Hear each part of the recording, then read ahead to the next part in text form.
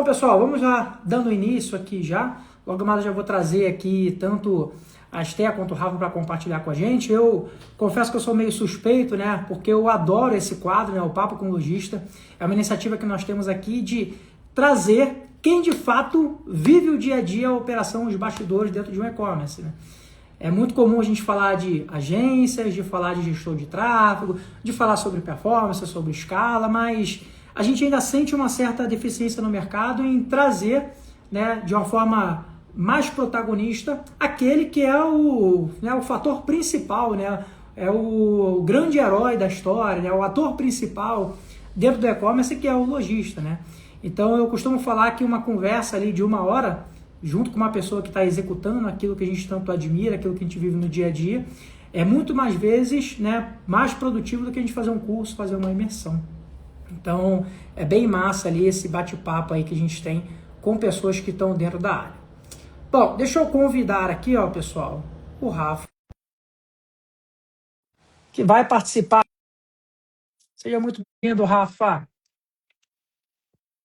Bom ver você aí também, Ellen, Denilza, Rafa, Anderson, Pedrinho, Lari, pessoal da EU também, Yasmin, Daíse, você já participou aqui desse quadro, né?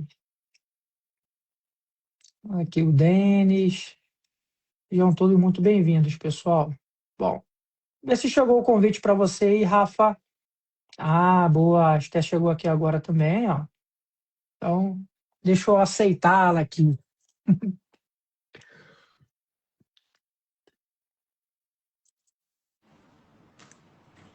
Olá, tudo bem? E aí, pessoal, boa noite, tudo certo? Tudo certo? Tá escutando a gente bem? 100%, muito bem, viu? Boa noite, Ó, pessoal. Tudo bom? Todo mundo que está aí na live, muito obrigada. E obrigada, Jefferson, pelo convite. É um prazerzaço estar aqui com você, uma pessoa aí que a gente admira demais aí dentro do e-commerce. muito bom, pessoal, muito bom. Bom, eu vou só brifar como que vai funcionar aqui. Desativei um pouco os comentários, pessoal. A ideia é que a gente faça um bate-papo aqui, é guiado, um bate-papo inteligente. E no final a gente abre um espaço ali para tirar dúvidas, né? Então, quem puder vai colocando as dúvidas na caixinha, vai anotando, porque muitas coisas vão ser respondidas durante a live, mas depois pode ser que esteja alguma dúvida inerente ao negócio, alguma curiosidade que a gente não passou, e a gente faz aqui. Tá? Mas, primeiro, muito obrigado por aceitar esse convite, esse desafio. Né? Eu sei que vocês estão muito ociosos, quase não tem trabalho para fazer, a vida está monótona. Então, pô, eu quero dar um pouquinho mais de trabalho para vocês. Bem tranquilo, tudo certo. Tranquilo. E a ideia aqui é mais um bate-papo, né? A gente, sobretudo, somos parceiro, mas somos amigos também. Adoro você, adoro o Rafa, né? Então, um grande prazer ter vocês aqui na jornada. Torço muito pelo sucesso e a gente é um grande fã do trabalho. Tenho certeza que vocês vão contribuir bastante aí com a galera, né? Tomara. Então, conta um pouquinho pra gente, né? Quem que é a Esté, quem que é o Rafa, quem que é a Bondaia, como que essa empresa surgiu, né? Vamos dar uma contextualizada e introduzir a Bondaia aqui no assunto. Bom, vou começar por mim. Boa noite de novo a todo mundo que está aqui na live. Muito obrigada por estar aqui. Eu vim de família, né, Jeff? A gente já conversou bastante sobre isso.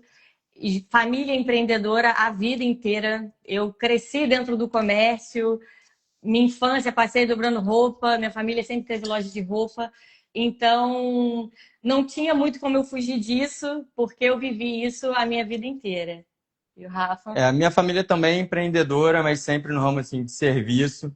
Eu comecei a ter contato e tomar gosto pelo comércio mesmo. Nós somos sócios da Bondade há 5 anos, mas nós já somos sócios de vida há 12, então tem 12 anos que eu comecei a viver esse mundo. Gostei bastante. Foi quando eu comecei realmente a ter essa vontade de empreender como comércio. E nós passamos um tempo na Austrália, nós moramos na Austrália por 3 anos, e no final ali que a gente já estava querendo voltar para o Brasil, a gente pensava o que a gente ia fazer, e tivemos a ideia de empreender, até que a gente começou uma parceria com as lojas da minha família. Eles tinham loja de roupa e nós começamos com bijuteria mesmo, mais barata, um público mais acessível. Começamos a trabalhar com bijuteria dentro das lojas dele e fomos pegando gosto até que a gente decidiu ter a nossa própria marca, veio a pandemia, acelerou aí, né, todo esse processo. Abrimos a nossa marca e assim começou a bombar. E começamos com loja física, não começamos com e-commerce. Foi um pouco ao contrário aí do normal. Uhum. E começamos com a loja física. Depois de um ano da loja física, a gente iniciou com o e-commerce. Então, pegando ali o rastro ali da história, então você aproveitou um pouco ali também o público, a audiência que a tua tia tinha dentro de uma loja de moda feminina para introduzir já o produto, né, para aproveitar um pouco esse público, né, fazer as primeiras vendas. Exatamente. E a gente foi aprendendo muito, né, sobre, enfim, era um ramo um pouco diferente, porque era mais para a parte de bijuteria, mas foi um grande aprendizado, assim, de vendas, enfim, comércio, tudo já nesse mundo aí. E ao mesmo tempo foi uma grande oportunidade, assim, começou a fomentar uma vontade de ter uma coisa nossa, que a gente pudesse tomar todas as decisões. Era um público, assim, uma classe C, D e E, que a gente atendia, então era Uhum. uma mercadoria diferente, a gente ficava muito preso a preço, a gente não podia muito trabalhar marca dentro. Então, desde esse momento, a gente já tinha essa vontade de criar uma marca própria. E cá estamos, né?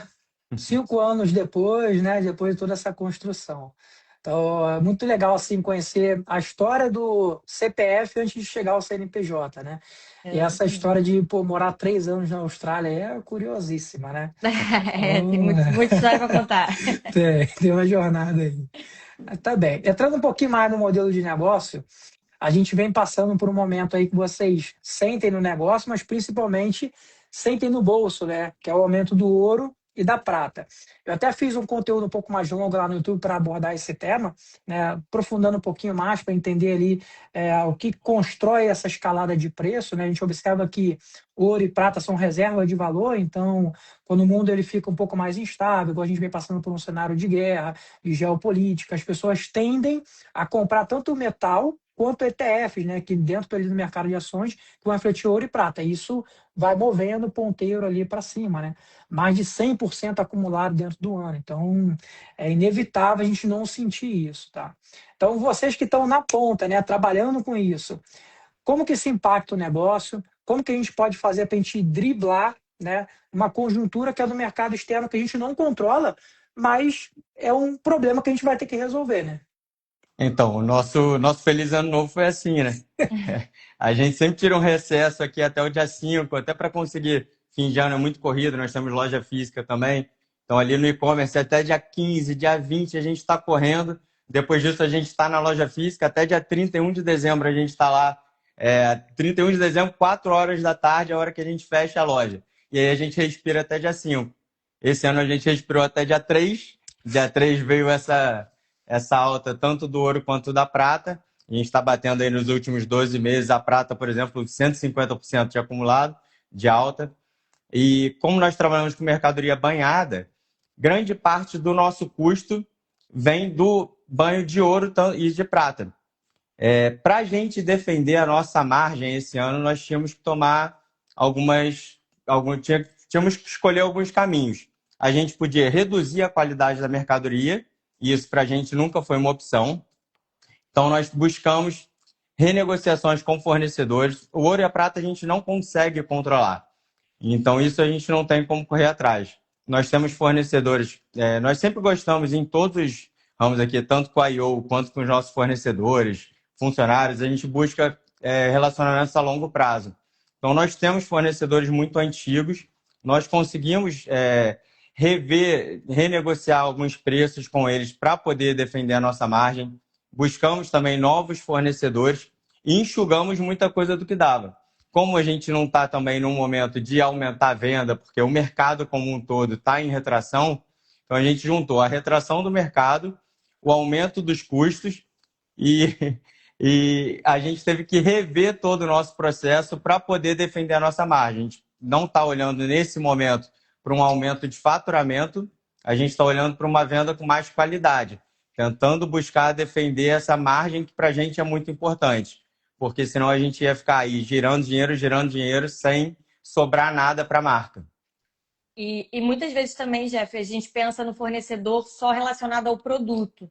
E não, a gente aqui renegociou com absolutamente todos os fornecedores, seja da embalagem, enfim, do cartãozinho que a gente envia, insumo aqui para dentro do escritório. A gente fez essa revisão completa no negócio e esses momentos assim desafiadores, né, eles são bons para a gente parar e repensar todo o negócio como um todo, né? Esse foi um exercício muito importante para a gente olhar o que de fato estava dando resultado, o que não estava dando resultado, eliminar esses excessos desnecessários e revisar mesmo os custos. A gente entendeu que valia mais a pena para a gente ter uma venda com uma margem mais saudável do que sair vendendo e no final do mês o caixa não ter aumentado. Nos últimos 3 anos a gente veio num crescimento exponencial, assim, a gente saiu praticamente do zero quando entrou com a IO e a gente veio nesse crescimento. Então a gente olhava muito para a busca de novos clientes, para faturamento. Foi interessante porque aumentamos a nossa base e hoje a gente está tentando trabalhar essa base, tendo uma diminuição dos custos. Perfeito. Acho que até para quem não é do meio, e aí me corrija se eu estiver errado, né? Mas a Galvanic, ela trata o ouro e a prata como se fosse uma cotação de dólar diário, né? Tipo assim, no dia, aquele preço do dia, se amanhã aumentou, ele já repassa teu banho e já vem com aumento. Exatamente isso. Ninguém tem condições, nem financeiras, nem também se torna perigoso você estocar muito ouro e prata dentro de uma Galvanic. Então, isso é uma coisa circular, é o reajuste diário. Sim, a característica ali do modelo de negócio, né? E até porque também, quanto mais estoque tu faz, também mais o dinheiro você também deixa de girar, Fica né? parado. Mas também se faz pouco, também fica refém ali do aumento. Então, até essa gestão de estoque aí também é um trabalho profissional para ser feito, né? Então, sem dúvida. Absorvendo tudo que vocês falaram, então, muito foco em gestão de custo esse ano, né? Ser mais eficiente, olhar para todos os ponteiros, né? Exatamente. E pessoas também, né? Identificar, assim, o que dá para a gente alocar para cada funcionário, né? Extrair mais do funcionário, voltado mais para resultado mesmo. Perfeito, perfeito. 2026 tem sido um ano muito desafiador, mas, sobretudo, também de muita profissionalização, né? Eu vejo que o mercado ele vai se regulando e vai forçando a gente também a ter mais contingências, mais processos, a negociar melhor, a ter mais fornecedores, né? A ter essa gestão de custo mais apurada, né? Falando sobre o ponto de vista ali de prestador de serviço, cara, é o ano que a gente tem feito mais isso aqui, ó. Suave mesmo, cara, para gerar o resultado, porque tá bem nos detalhes, né? Mas eu costumo falar que quem está passando por esse processo certamente vai chegar do outro lado também bem mais forte. No mercado ele soltar mais um pouquinho, né? Toda essa gestão que vocês fizeram é uma catapulta aí para o negócio, né? É isso que a gente está esperando. A gente sente que o mercado está peneirando muito as pessoas assim. A gente vê muita gente, tipo, à nossa volta que está fechando, que não está conseguindo segurar. Então, a ideia realmente é isso, a gente reajustar tudo para quando o mercado estiver bom novamente, a gente está com fôlego para voltar a crescer exponencialmente como a gente crescia. Perfeito, perfeito. Entrando ainda dentro do modelo de semijóias feminina, né? Toda vez que a gente se depara com um negócio desse, geralmente ele vem com problemas nos 3 pilares que movem a receita dentro de um e-commerce, né? Pouca sessão, porque geralmente é um pouco mais caro para anunciar, vencer a atenção na concorrência, poucos acessos orgânicos, ainda não trabalha muito bem ali o Instagram. Taxa de conversão baixa, então o site precisa de muito ajuste, ainda não acertaram o mix de produto, ainda não tem aquela audiência qualificada que vai imprimir sessão orgânica para dentro do negócio, ticket médio baixo pelo próprio preço médio dos produtos, né? Então a gente observa que todos os pilares que movimentam matematicamente o e-commerce precisam ser trabalhados, né? Então é preciso algumas estratégias voltadas para esse nicho. Olhando para o negócio de vocês, né, e sabendo desse modelo, né, acabei de comentar de semijóias femininas, o que vocês acreditam que é prioridade para o nicho? Onde que vocês começaram a ajustar para que vocês conseguissem esse processo de escala no qual vocês passaram? Quer começar, Rafa? Então, a gente, desde o começo, sempre olhou muito para a base. Assim, quando você é pequeno, você consegue enxergar melhor o seu cliente. E a gente tentou trazer isso da nossa loja física, porque nosso primeiro 1 ano de loja, a gente estava na loja todos os dias. Então, a gente conseguia entender muito bem o que o nosso cliente estava olhando.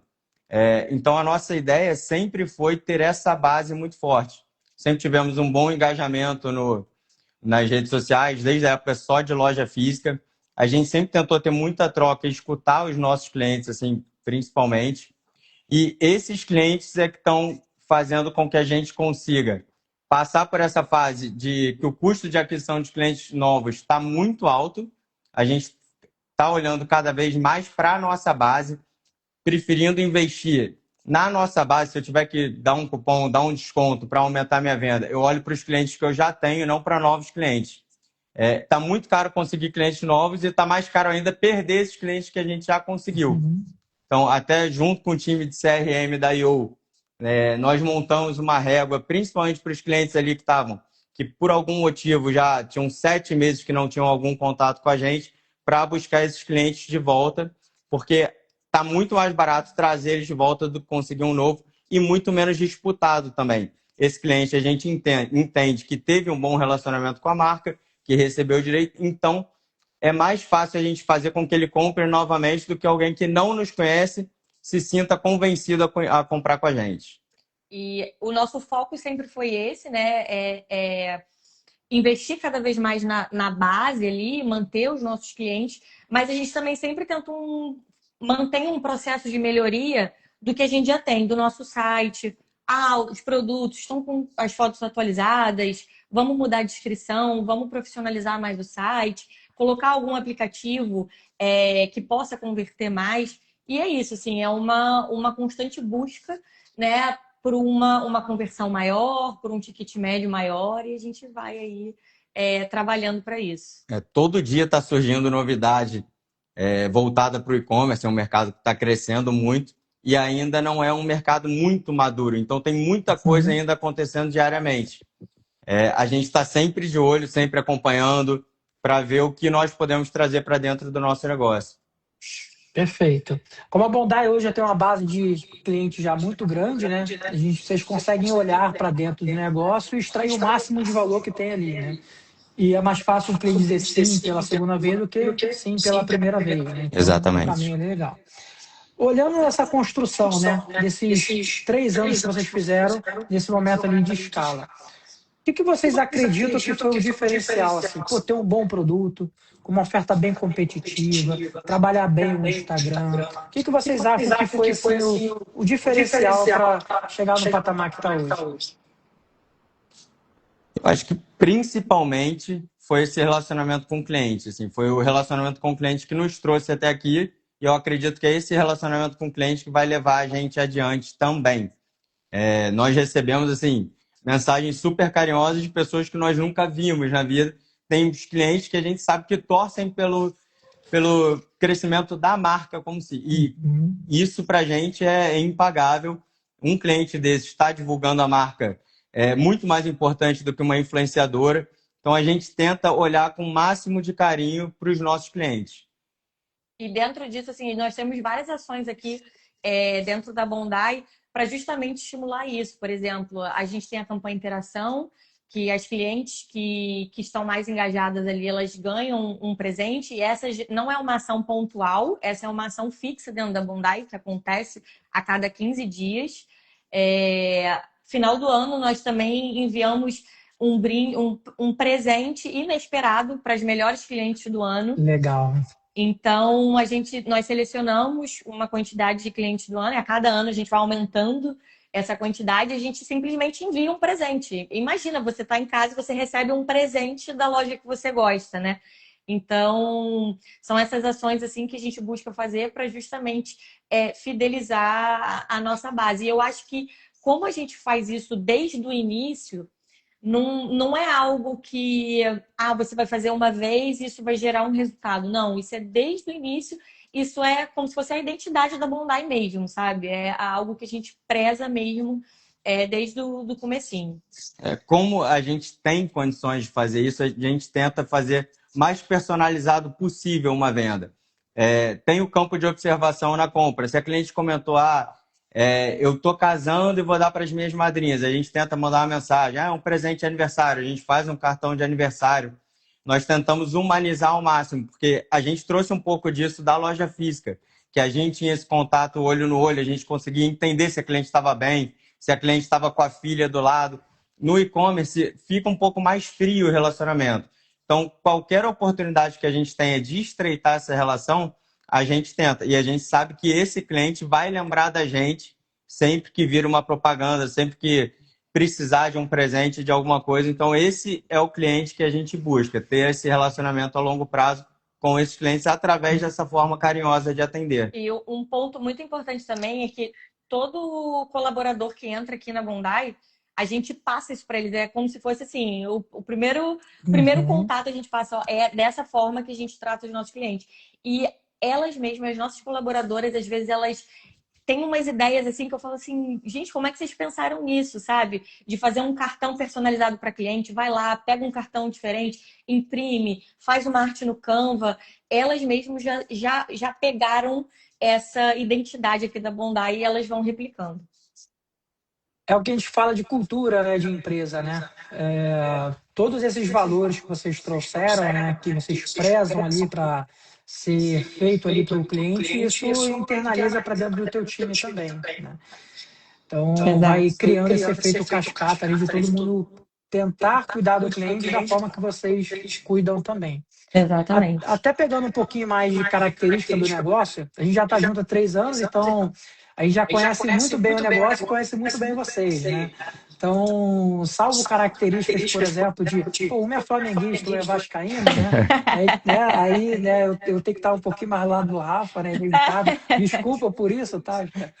Mas sabendo ali da característica de um negócio, a gente sabe que é muito forte na Bondai. Régua de relacionamento, é o que você acabou de falar, né? Essa construção desse engajamento com a audiência. E, por outro lado, essa abertura a novidades. Então, por exemplo, mandar um presente para os principais clientes, isso não é trivial. Isso você não escuta muito ser falado. Então, é uma novidade. Aquelas ações que você faz dentro de grupo VIP, algumas ações de abertura de canais. A gente acabou de fazer teste de retail mídia. Então, isso também faz parte ali do DNA, costura ali da Bondai, né? Então, sobre esses 2 pilares, construção de relacionamento e régua, dentro do Instagram, por exemplo, e está sempre aberto às novidades. Como que vocês se organizam? Como é que vocês trabalham isso no dia a dia? Então, falando de grupo VIP, Jefferson, a gente trabalha já tem um tempo, ele funciona muito bem para a gente, principalmente com o lançamento. Porque não adianta a gente ter uma curva A no site há 3 anos, é a mesma curva A, e essa curva A serve para novos clientes. Num mês normal, nós temos ali mais ou menos 35% de vendas recorrentes e 65% são clientes novos que estão chegando para a gente. Quando nós temos um lançamento e a gente faz sempre uma antecipação no grupo VIP, sempre com algum brinde específico para grupo VIP, só para quem está ali dentro, algum benefício. Normalmente nós fechamos o site, o grupo VIP tem acesso 24 horas antes ou 12 horas, alguma coisa assim, para dar um benefício realmente. Uma semana antes a gente começa a fazer uma antecipação de captação para o grupo VIP e num lançamento essa lógica se inverte. 65% das vendas são para clientes recorrentes. Então a gente vê a força que o grupo VIP tem nesses momentos de lançamento, principalmente.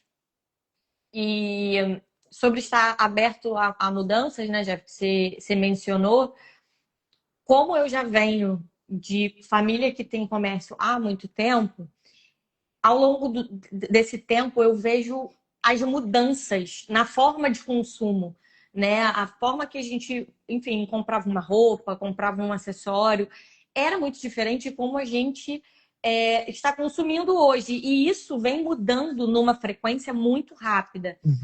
Eu já tenho muito claro que se a gente não estiver atento a essas mudanças, a gente vai ficar para trás, né? Hoje, por exemplo, a tendência é a live. A gente tem que se movimentar para acompanhar essa tendência de venda, de consumo. A gente tem que ficar atento a isso o tempo inteiro. Então, a gente já tem isso muito claro, que se a gente não acompanhar as mudanças de consumo, não vai ter como sobreviver, sabe? E se a gente for parar para olhar, né, isso é sempre o básico bem feito, né? Live, relacionamento, aumento de retenção, aumento de tela, o cliente já está te vendo já há bastante tempo. As ações dentro do grupo VIP, criação de comunidade, ter um calendário para isso. A mesma coisa com as influenciadoras, né? Ter mais pessoas utilizando o mesmo produto. Marketing é marketing, né? Vai mudando as formas de consumo, de como que as pessoas mais têm se engajado no momento.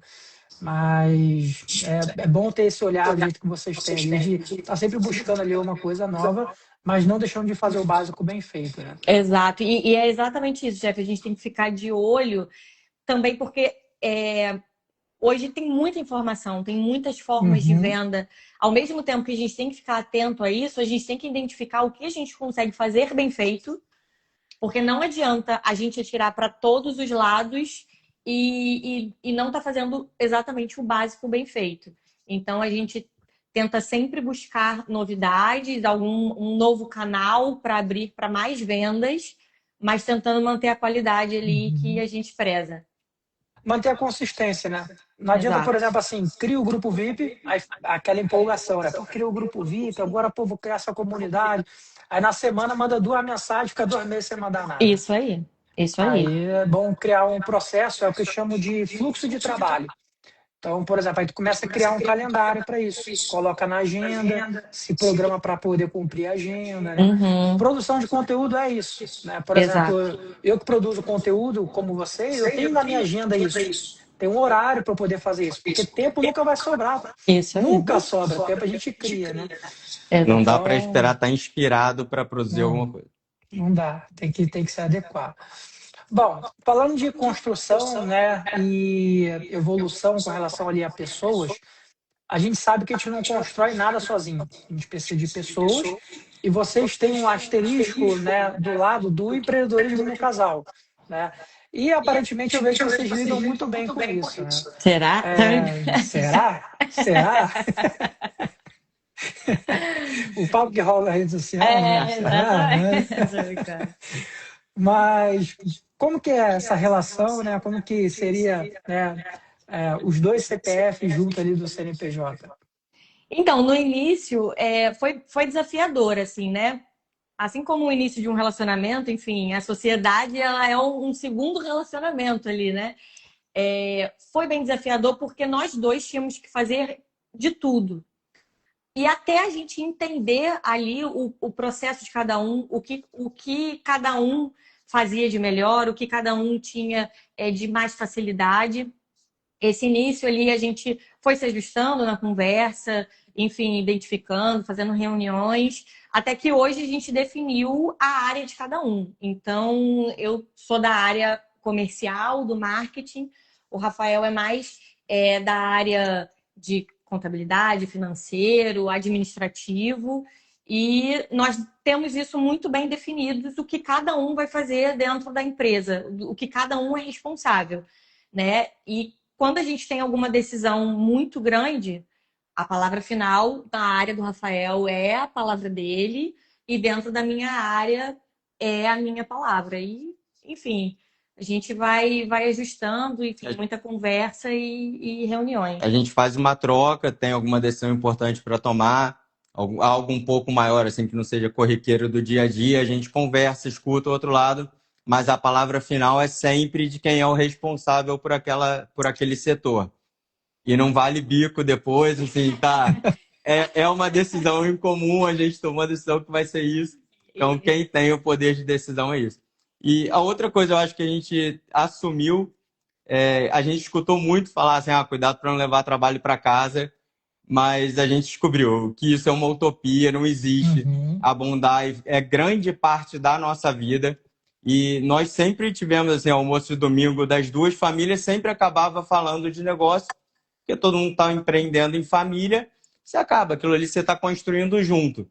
Então, a gente desistiu de não levar a conversa para casa, a gente tem essa conversa, a gente está andando com o cachorro, está tendo uma reunião, a única coisa que a gente toma cuidado é, quando está escalando um pouquinho, virou um assunto mais sério, a gente para, deixa para conversar no dia seguinte dentro do escritório, para tomar a decisão final, de cabeça mais fria, mais tranquilo. mas assim, a gente vive Bondi 24 horas por dia, não tem jeito. E uma coisa assim também que eu percebo, né? Quando a gente está dentro ali da situação, a gente tende, às vezes, a olhar para aquela situação de uma forma um pouco mais negativa. Por exemplo, empreender sozinho também é um desafio muito grande. Empreender com uma pessoa que você não tem uma intimidade também é um desafio muito grande. Então, acaba que você escolhe o seu difícil, né?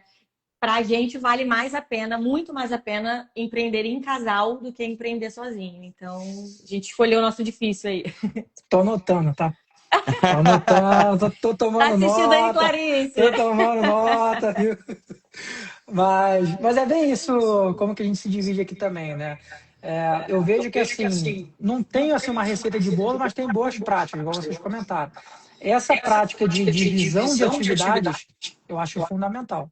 Também acho essencial. Porque um fica especialista num determinado tipo de área, outros ficam no outros, e inevitavelmente um vai sabendo mais do que o outro em determinadas ações, né? Então, não tá os dois tá na mesma empresa, na mesma direção, da mesma visão, mas com áreas de potências diferentes. E onde eles vão estudar para aprender um pouco mais isso e vão se tornar mais referências sobre isso também, né? E a gente também não faz essa divisão por aqui também, né? A gente está no almoço de domingo, fala de trabalho, assim como se a gente for viajar, vai para uma praia, estamos falando. Assim como muitas das vezes no meio do expediente também está falando de outra coisa. Tá, pô, tá, e o que a gente vai fazer sábado à noite, né? Então, tudo se mistura, mas tem que saber respeitar, né? Saber separar um pouco, né? Exatamente. A gente vai Mas é bem levando. legal. Bom, mudando a chave para a gente falar sobre tomadas de decisões, né? No dia a dia a gente toma muitas decisões, né? Mas a gente acerta, outras a gente erra, né? Mas se vocês buscarem na memória, tem algum tipo de decisão que vocês tomaram, que vocês se arrependem de não ter tomado antes, de falar assim, se isso aqui se eu sabia disso aqui antes, se eu tivesse tomado essa decisão antes seria diferente, o que poderia dar aí pra gente? Eu acho que o começo do e-commerce, nós ficamos um ano com loja física, postergando a entrada no e-commerce porque a gente tinha uma certa insegurança. Ela vinha de família de comércio, mas não era um comércio físico, nem existia o digital na época que eles tinham essas lojas. Então a gente demorou um ano para entrar e hoje a gente vê que que um ano na internet é muito tempo. Se a gente tivesse entrado um ano antes, a gente já estaria um tanto na frente. Então a gente sente um pouco ter postergado essa entrada. E também de ter contratado a IO. Porque nós ficamos um ano com o e-commerce, Patinando. batendo cabeça, tentando aprender sozinho e, enfim, buscando soluções na internet. E a gente vê essa diferença muito grande de quando a IO entrou e trouxe para a gente esse conhecimento de e-commerce, enfim. Olhando o e-commerce como um todo, eu lembro que quando o primeiro mês, vocês deram um livro pra gente do que fazer no site, que a gente não tinha tempo para fazer aquilo tudo. Eu falei, meu Deus! Um PDF de exatos 29 páginas, desde cor do botão, a descrição do produto, umas coisas que a gente nunca tinha imaginado que fariam diferença numa compra de um cliente ou no olhar pro e-commerce. E aí a gente começou a quebrar a cabeça para resolver aqueles problemas todos que vocês passaram para gente. Então, ter uma empresa do lado para dar essa assessoria, dar esse caminho, né, para a gente foi muito essencial. E se eu pudesse voltar atrás, eu teria contratado vocês antes. Obrigado por isso, viu? Obrigado pela confiança. Mas, como eu disse lá no começo, é um grande prazer trabalhar com vocês e eu gosto sempre de dividir o louro quando a gente recebe um tipo de elogio desse, porque assim, o papel fundamental de construção de Bondi, as duas pessoas que eu estou olhando agora que foram as responsáveis, pô. Porque esse manual de 29 páginas, se você põe no bolso, não dá resultado nenhum. Sim. Só deu resultado porque foi executado, né? Então, se arregaçar de mão e fazer acontecer que é fundamental, viu? Esse primeiro ano antes da IO foi interessante para a gente aprender assim, o básico do básico, desde como embalar um pedido, como funcionava o envio, como funcionava tudo, de um e-commerce. E quando a IO veio, expandiu a nossa cabeça, a gente começou a ver o potencial que tinha aquilo ali, porque a gente se limitava muito. A gente olhava o faturamento e falava assim, já tá bom. E aí, quando a IO entrou, que isso começou a escalar, a gente começou a entender o potencial e agora a gente também não se satisfaz mais. Agora a gente já viu o potencial, a gente quer buscar isso. A gente dobra a meta, né? Faz igual a Dilma. Tá tranquilo, tá tranquilo. Mas, bom, falando um pouquinho mais ali, de novo, sobre semijoias femininas, né? E trazendo ali para a experiência que vocês têm, porque podem ser outros lojistas assistindo, que podem assistir depois de uma gravação também. E é uma característica que a gente observa do negócio é a concorrência. A gente até observa, do ponto de vista assim, de modelo de negócio, que semijoias tem uma baixa barreira de entrada. Muitas das vezes é a porta de entrada para o empreendedorismo digital. A pessoa vai lá, tem uma reserva, ela compra os produtos, vai na Nuvem Shopping, cria uma loja lá, às vezes num plano gratuito. É uma barreira baixa de entrada, né? Mas também tem bastante mortalidade desse nicho, porque como entra com pouco capital, às vezes com pouco preparo, né? Então acaba também não conseguindo suportar esses primeiros anos aí de maturidade de negócio. Falando de concorrência, algumas dicas que vocês podem trazer para driblar isso, né? Esse fenômeno. Não tem como a gente evitar, mas a gente pode amenizar, né? Como é que a gente pode driblar a concorrência dentro de semijoias? Eu acho que, primeiro, é você ter uma identidade bem definida ali da sua marca, né, do seu negócio, entender o que o seu consumidor de fato quer. Eu acho que dentro das semijoias existem vários segmentos ali dentro da semijoia, né? Tem as semijoias, enfim, um pouco mais pro lado fashion, tem outras que são mais delicadas, tem algumas que são mais numa pegada de miçangas, enfim. Então, tem um leque muito grande e eu acho que quando você define ali qual que vai ser o seu caminho, por onde você vai seguir dentro de um design falando, você começa a se diferenciar dos demais, né? Eu acho que isso é muito importante. E no nosso caso, essa definição não veio nem da gente, veio dos nossos clientes. Nós testamos algumas coisas tanto na loja quanto no site, coisas até de gosto pessoal da Stephanie e que ela gostaria de vender, mas que o nosso cliente não queria comprar. Então, o nosso cliente foi decidindo qual seria o nosso mix de produtos. Nós paramos de atirar para muitos lados assim, e tentamos focar. Hoje, o nosso foco são peças minimalistas, mais leves, mais modernas. E é isso o que funciona na Bondi desde o começo. E um ponto também muito importante é que, por mais que tenha muita concorrência, você ficar focando nessa concorrência não vai ser tão vantajoso, né? Você tem que olhar para dentro do seu negócio, o que você pode melhorar, justamente como você pode fazer o básico bem feito, identificar qual que vai ser o caminho que você vai trilhar e seguir ali aquele caminho, né? Eu acho que a concorrência, cada um vive um momento muito diferente, enfim, pontos muito específicos, mas você focar ali no que você está fazendo no dia a dia, exatamente, mesmo assim, os seus diferenciais e focar nisso. Perfeito. É claro que a gente tem que olhar a concorrência para a gente poder modelar aquilo que está sendo observado, mas a gente tem que trilhar nossos próprios caminhos, né? Eu tenho um hábito aqui dentro da IO, quando a gente vai criar um novo serviço, eu não faço, por exemplo, assim, um cliente oculto, nada do tipo. Eu tento fazer isso do zero. Então a gente pensa, cara, com base naquilo que a gente sabe disso, com base na nossa metodologia, com nossos processos, como é que a gente pode desenvolver isso? A gente abre tudo em branco e a gente vai fazendo, um por um, por um, por um. E aí depois a gente cria uma coisa assim, que tem na concorrência, mas totalmente diferente, sabe? Então, acho que é muito dessa linha também. Exato. Eu acho que a concorrência é importante para você olhar, visualizar o que você pode estar deixando de fazer, mas ela não pode ser um foco, assim, quero ser como aquela loja. Enfim, eu acho que cada loja tem a sua característica e você evoluir nas suas características específicas, eu acho que faz bem mais sentido. A gente, além de revisitar quando vai lançar um produto, a gente gosta de revisitar a marca, como se a gente fosse lançar essa marca novamente. Porque quando nós abrimos, nós paramos, estudamos muito tempo, posicionamento de mercado, onde tinha espaço para a gente se criar. E a tendência é que você, conforme as coisas vão acontecendo, você deixe isso um pouco de lado. Então, a gente gosta de tempos em tempos, revisitar, pensar assim, se a gente fosse criar hoje essa marca do zero, para onde a gente iria?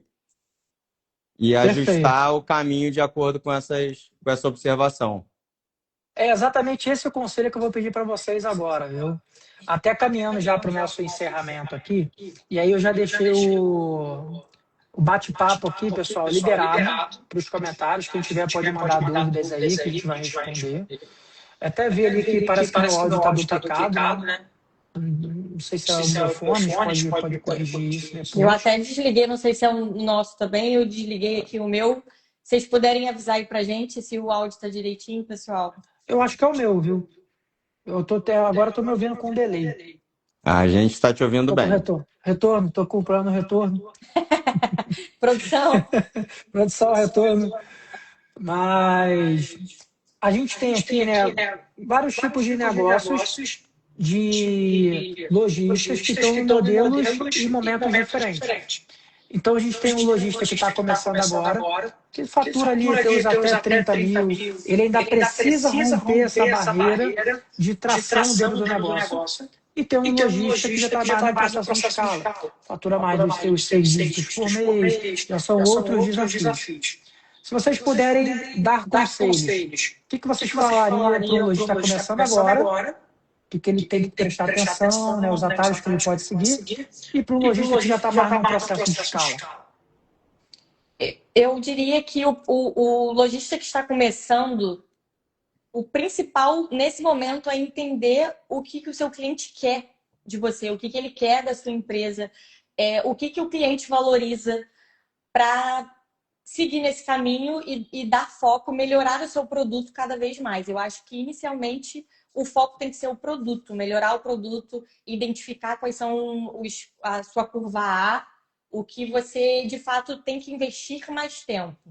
Eu acho que isso é o principal. Achar o foco, entender o que vai dar certo e colocar energia naquilo para buscar o crescimento. E aproveitar esse momento de ser pequeno, aquilo que a gente falou. Quando pequeno, a gente está próximo do cliente. Da mesma forma que a gente tem vantagem com empresas que são muito grandes, a gente ainda tem essa chance de ouvir o nosso cliente. Então, é o nosso cliente que vai dizer para onde a gente pode ir. Exatamente. Você chegou a aplicar pesquisa com os clientes? A gente aplica de forma informal, não o NPS, mas a gente tem um atendimento humanizado.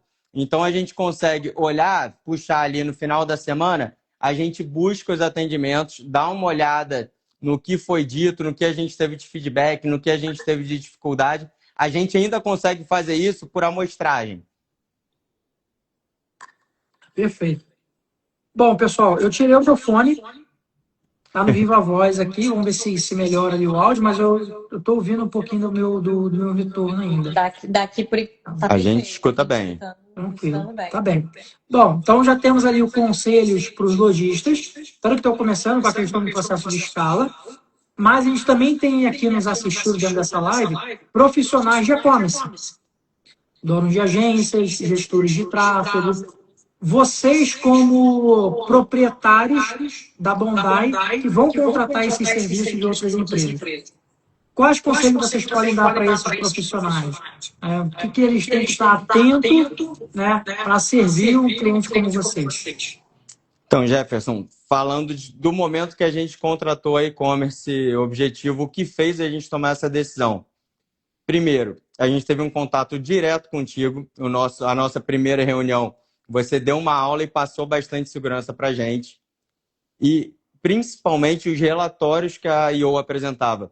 Porque, para nós, naquele momento, era muito difícil entender as métricas que a gente podia até cobrar de um profissional que a gente contratasse. Então, os relatórios semanais, ali, a cada 4 dias até, da IO, fizeram muita diferença para a gente entender o que a gente podia melhorar, o que a gente não podia, o que a gente podia cobrar de vocês. Isso foi, tipo assim, sensacional naquele momento. E hoje, o que eu vejo um diferencial que a gente tem na IO e acho importante para outros profissionais também, é que vocês estão sempre de olho no mercado. Vocês abriram um braço de CRM, vocês abriram um braço de SEO, e para a gente é muito interessante ter isso tudo dentro de uma mesma empresa que já nos conhece e já conhece o nosso histórico também como marca. Exatamente, a troca ali de informações ficou muito mais fácil, né? Assim, na hora da gente planejar uma inovação, enfim, o que a gente vai fazer de CRM, a gente junta ali com o tráfego pago. Então, isso foi essencial. Perfeito. Conselhos valiosíssimos aí para prestadores de serviço, aquilo que brilha os olhos, né, de um cliente em potencial ali, como o Bondi, né? Bom, pessoal, estamos chegando aqui no final da nossa live. Deixa eu ver se ficou alguma pergunta aqui para trás, mas se não, mandem aí novamente. Tá? Quero novamente parabenizar a jornada, né? 5 anos não são 5 meses, né? Tem a Austrália, tem começar ali vendendo bijuteria na loja da tia, tem começar com a loja física, tem depois evoluir para dentro do e-commerce, tem toda essa construção, né? Então, assim, tem um know-how, tem uma bagagem muito interessante, no qual a gente sai daqui com muitos aprendizados positivos. Então, parabéns pela jornada. Agradeço de coração por ter aceitado esse convite, né? Para compartilhar um pouco, né? A gente pensa assim, poxa, mas tem concorrência, mas tem isso, mas assim, quanto mais a gente contribui, mais a gente recebe também, né? Então, compartilhar conhecimento, né, é um presente aí que a gente pode retribuir tudo isso que a gente foi conquistando ao longo do caminho, né? Então, queria agradecer vocês aqui. Quero deixar ali um espaço, né, uma consideração final de vocês ali, vocês trazerem, e a gente encerra aqui por hoje. Jefferson, a gente que agradece o espaço. Vi aí na live que tem alguns outros clientes seus também que a gente já encontrou nos encontros que você proporciona. São pessoas que já nos passaram muitas dicas também, que a gente já aproveitou dos erros deles para não cometer os mesmos. Pessoas que, teoricamente, seriam nossos concorrentes. E, mesmo assim, a gente consegue ter essa troca. E a gente espera que tenha conseguido ajudar alguém que tenha sido proveitoso. Agradeço mais uma vez o espaço, a parceria aí que você tem com a gente nesses 3 anos. E agradecer também toda a e-commerce Objetivo, vi que o Leandro está aí dentro. São pessoas que, enfim, a gente conversa até mais que a gente conversa com a nossa família, né? Pessoas que a gente está ali em contato todos os dias. E é muito bom, assim, ter uma empresa construindo com a gente, uma empresa que a gente, de fato, confia e admira, né? A e-commerce Objetivo é uma empresa que a gente admira e que a gente acaba tirando aí muitos ensinamentos, muitos aprendizados do que acontece dentro da e-commerce Objetivo. Perfeito. Pessoal, muito obrigado. Vou liberar vocês aí, que eu imagino essa ressaca pós-Dia das Mães, né? De muitas ações, né, que foram realizadas. Logo mais a gente vira essa chave para o Dia dos Namorados, né? Então já tem que trabalhar isso, o varejo é movimento, né? Eu espero que a gente faça um bom fechamento desse primeiro semestre, um bom fechamento ali do ano, e que a gente evolua aí, né, para 2027, 28, 30, 38, né? E a gente vai ali a longo prazo ali com a Bondi. É um grande prazer para vocês na jornada. Para todos nós. Muito obrigada, Jefferson. Obrigado, Jefferson. Boa noite. Valeu, pessoal. Grande abraço. Tchau. Até mais. Valeu. Tchau, tchau.